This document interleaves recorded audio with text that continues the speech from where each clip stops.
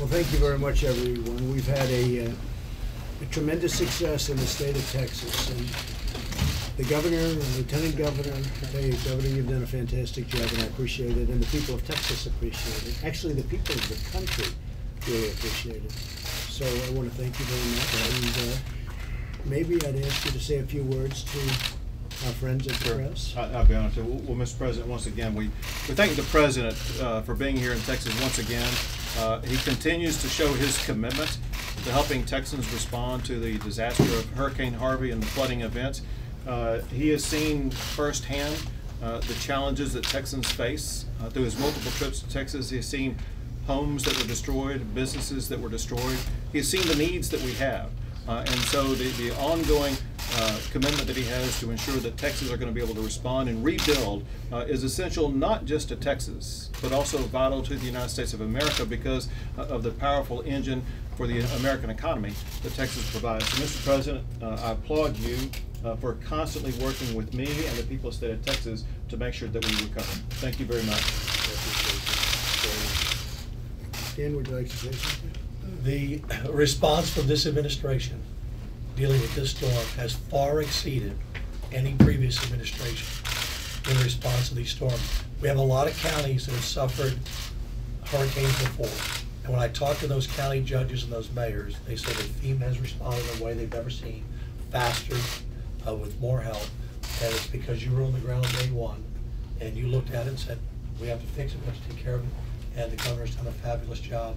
We have a long way to go and a lot of people to get back in their homes. It's the biggest storm in the history of America and the biggest recovery effort and the best recovery effort by the federal government.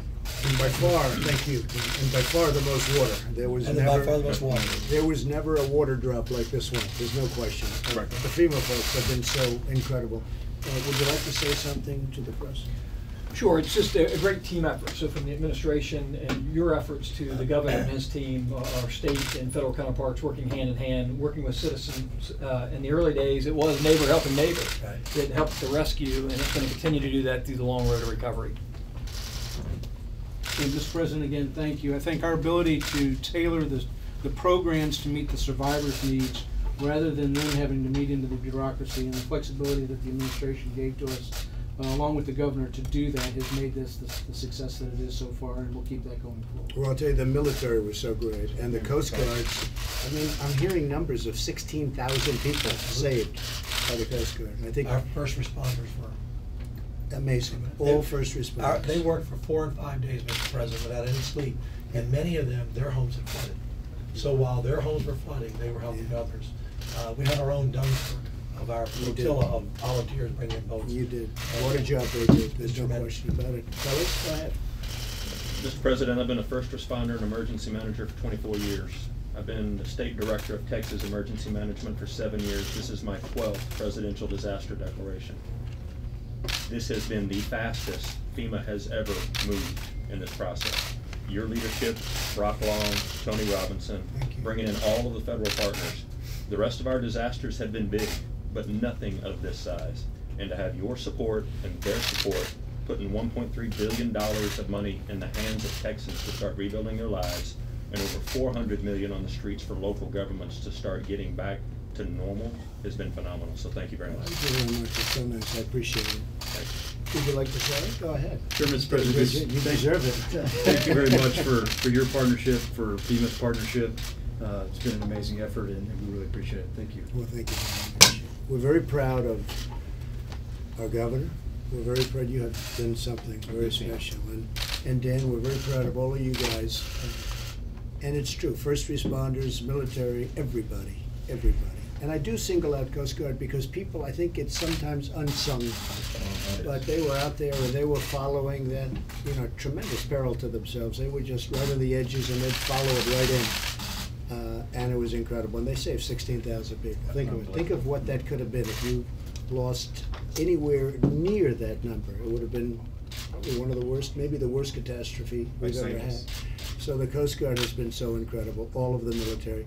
I just want to say I'm very proud of all of you, everybody at this table, and keep it going. And we're going to look at the concept of a more permanent solution. because you do get inundated, and this has been going on for decades. Houston's got some difficulty with that, and we're going to see if we can solve that on a more permanent basis. And there is a way of doing, a method of doing it, and they've known it for 20 or 25 years, but nobody's ever done it. But this governor, this lieutenant governor have been talking about it, and let's take a look at the cost and let's see if it's possible to do, because that would save a lot of money into the future. And it would also put a lot of people to work building it. So let's see what we can do. You'll come and you'll show me what the concepts are. I think the concepts work. It's a question, do the costs work? And I think the costs do work. We can make it work. There's nothing like what you went through, believe me. So if we can solve that. And this, had it been built, much of what you went through would have been very small by comparison, perhaps almost nothing. So we're going to take a very serious look at that. I'm the builder president, remember that, so I understand. You're made for this. Yes. One of the other things we were talking about is green board. It's called green board. It's sheetrock, but it's really a very strong form of sheetrock that actually people use around bathtubs. They use it around bathtubs and showers, and it's water has no impact on it. And if they would use that on first floors, it covers the same, you'll fix it the same. The construction guys know exactly what I'm talking about. We were discussing it, and I said, has anyone ever thought of it? And the statement was, only people in the construction industry would know. It's just a little more expensive than sheetrock. And frankly, if people would do that on their first floor, that water would come in, it would come out, and they'd be back in business. You wouldn't have to rip out the whole house. So it's something I think that should be maybe in certain areas considered very strongly, and in the areas that we're talking about, I think it would be a tremendous, for a very small amount of money, make a big, big difference. And the water doesn't get through it at all. Thank you very much, everybody.